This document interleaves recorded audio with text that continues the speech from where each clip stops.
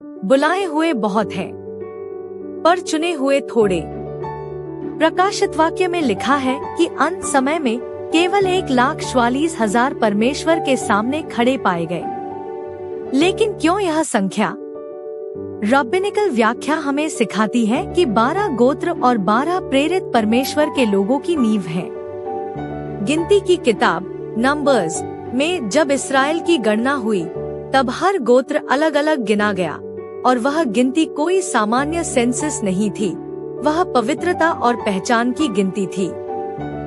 इसी तरह 1,44,000 वे लोग हैं जिन्हें परमेश्वर ने न केवल बुलाया बल्कि अपनी उपस्थिति के लिए अलग किया। अब जरा यहूदी रहस्यवाद पर ध्यान दो। हिब्रू अक्षरों और जेमेट्रिया अंकीय रहस्य में 12 का अंक संपूर्ण सरकार और व्यवस्था का प्रतीक है, और 1000 का अंक आलिफ से जुड़ा है, जो परमेश्वर की पूर्णता, उसकी अनंतता का संकेत है। जब 12 गुना 12 गुना 1000 होता है तो यह बनता है 1,44,000। इसका अर्थ है परमेश्वर की संपूर्ण प्रजा, उसकी संपूर्ण व्यवस्था और उसकी अनंत पूर्णता। रब्बियों का कहना है हर कोई इस्राएल में है, पर हर कोई याजक नहीं।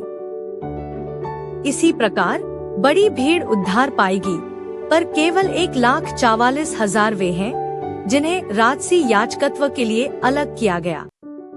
वे मेम्ने के साथ शासन करेंगे और उनका गीत कोई और गा नहीं सकेगा। यूविश मिस्टिसिज्म यहाँ एक और गहरी बात कहता है।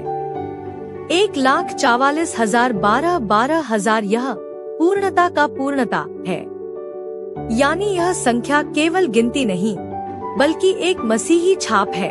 यह दिखाती है कि परमेश्वर अंत समय में एक विशेष रिस्टोर्ड इज़राइल को उठाएगा जो पूर्णता का प्रतिबिंब होगा।